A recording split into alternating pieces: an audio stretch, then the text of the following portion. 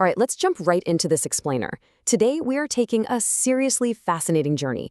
We're going to try and bridge the gap between those totally bizarre, spontaneous worlds our minds cook up while we're sleeping and the very peak of human cultural creation. We'll be exploring all of this through a framework called the Brain Kinematics Model, or BKM for short. And honestly, it's a perspective that completely flips how we view human expression. So think about this for a second. What actually connects a random nightly dream with a towering religious masterpiece? It sounds like a trick question, right? Or the setup to a philosophical riddle. You've got the chaotic, totally involuntary images of sleep on one side, and then highly structured, intentional acts of artistic and spiritual genius on the other. But what if I told you that neuroscience, specifically this brain kinematics model, suggests these really aren't fundamentally different things? What if they're actually just different languages speaking the exact same underlying cognitive dialect? Well, to figure this out, we actually need to look under the hood at what your brain is doing behind the scenes. Your brain rarely ever thinks in isolated words or static little facts. Every single moment of your life, your sensory experiences, your social interactions, or deepest emotions, and all those memories, they don't just sit there in some mental filing cabinet. The brain is continuously integrating all this incoming data into massive dynamic networks. The BKM has a specific term for this: evolving strain organizations. Just think of it like a massive, ever-changing web of your life's data. Essentially, your consciousness is constantly organizing and reorganizing these networks into coherent internal scenarios. So when you drift off to sleep, these evolving strain organizations, they don't just shut down. They basically just unplug from the outside world. They become dreams, which the model describes as internal pictorial scenarios. Instead of replaying your memories literally, your sleeping brain constructs these wild, symbolic scenes. A character might represent a relationship, a location might represent a feeling or a cognitive context, and the dream just functions as this internally generated movie. But what happens when we take that exact same cognitive ability to organize symbols and we use it while we are wide awake? Well, that is when we get external pictorial scenarios, which is really just a fancy way of saying art.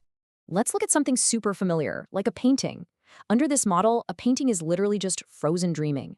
Unlike a nightly dream, which kind of just unfolds automatically and involuntarily, a painting is a consciously constructed dream. The artist intentionally selects the perspective, the gestures, the colors, and the emotional tone to essentially pull their internal cognitive state out into the real world.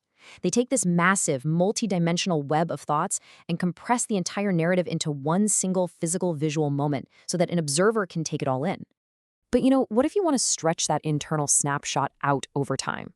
That brings us to storytelling, and man, this is where the framework gets incredibly fascinating. BKM defines storytelling as sequential dream translation. Just as our dreams naturally unfold as narratives while we sleep, authors are basically doing the exact same thing while they're awake. They transform these complex, multidimensional mental organizations into a sequence of events. In a story, the characters act as symbolic forces, and those big narrative conflicts, they're actually just psychological tensions being played out in linear time. And then, of course, you've got poetry, which performs an even more extreme compression of our internal worlds. I mean, just a few lines of poetry can contain emotional, philosophical, historical, and spiritual meanings all at once. Take the great Persian poets, for example, like Rumi and Attar. They had this truly extraordinary ability to translate massive, abstract existential questions into highly compressed metaphorical language. Poetry doesn't just describe concepts analytically, it evokes them symbolically. It invites multiple interpretations while keeping this really profound emotional coherence. Honestly, very much like a powerful dream. Now, obviously not everything in our heads can be captured visually or with words, right? Our brains have other, honestly incredible ways to get this stuff out. Music translates our internal emotional dynamics into sound, and dance translates them into bodily movement. A perfect example mentioned in the source material is the Sufi Sama ceremony. It is genuinely awe-inspiring how the rotational movement, the rhythm, and the posture communicate these wildly complex states of consciousness, entirely without relying on spoken language. It's literally a kinetic translation of an internal cognitive state. So, stepping back, when we look at all these different artistic mediums, we can see they're all part of this continuous organic loop. It starts by absorbing reality, right? Step 1. Then, step 2, your brain creates an internal organization. Step 3, you translate that symbolically. And step 4, express it externally as a painting, a poem, or a dance. But the absolute magic happens at step 5, when you, the observer, take that art and reconstruct a version of the creator's internal world right inside your own mind. It's this brilliant, continuous cycle of shared human cognition. which leads us to a really fascinating application of this framework. Section 1, visualizing the sacred and how religious art acts as cognitive translation. You see, throughout history, religious traditions have used these exact same symbolic languages to make incredibly complex theological ideas accessible to everyday people. Take the historical example of Mani. He was a 3rd century prophet, founded Manichaeism, and was also an exceptionally talented painter. Unlike a lot of his contemporaries, Mani deliberately created a lavishly illustrated book known as the Arjang, or the Book of Pictures. And he didn't just use art to make the book look pretty. He fundamentally believed that pictures communicate cosmic truths way more directly than words alone. He used visual art as his primary way to teach spiritual liberation across entirely different cultures and languages. If we literally put Dreams and Mani's paintings side by side, using this BKM framework, the similarities are kind of mind-blowing. Dreams use internal visual symbols to condense your personal life, right? Well, Mani's paintings use external visual symbols to condense vast theology. Where a dream's narrative develops scene by scene, Mani's cosmology unfolds scene by scene. Both of them rely entirely on symbolic visual cognition to organize information rather than abstract verbal logic. So dreams are these internally generated symbolic landscapes, whereas these religious paintings are externally supplied symbolic landscapes specifically intended to shape the observer's mind. And that natural overlap leads us to a really deep topic, revelation. Now, it's important to note that the BKM looks at revelation through a strictly scientific, naturalistic lens. Without taking a metaphysical stance on where the spiritual information ultimately comes from, it simply asks, how does the physical brain actually generate and process such a massive, unified vision? It offers a way to study the cognitive mechanisms behind these extraordinary experiences, focusing on what happens when the brain enters a highly integrated state.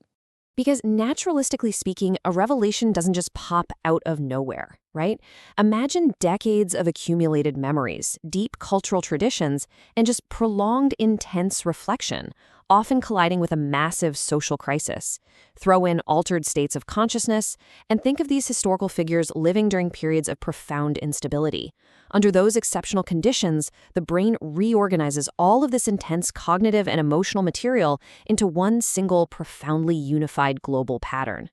But here is the absolutely crucial distinction we have to make. A deeply integrated state of consciousness, it is way too complex to just beam directly from one mind to another. It absolutely must be translated into a symbolic external medium. That is exactly why reports of revelation are almost always communicated through things like visions, sweeping narratives, parables, commandments, or poetry. The artistic medium or the spoken language isn't the internal experience itself. It's simply the translation required for the rest of us to even begin to understand it. This whole idea fits perfectly into what the model calls the continuum of consciousness. Just imagine a sliding scale. We start at ordinary, everyday perception, move up through imagination and dreaming, past artistic creativity and philosophical insight, all the way up to mystical contemplation and reported revelation. They aren't totally different, disconnected things. They're all hanging out on the exact same spectrum. They really just differ in their degree of complexity, organization, and integration. But the key takeaway? Every single one of them requires symbolic translation to be shared with another human being.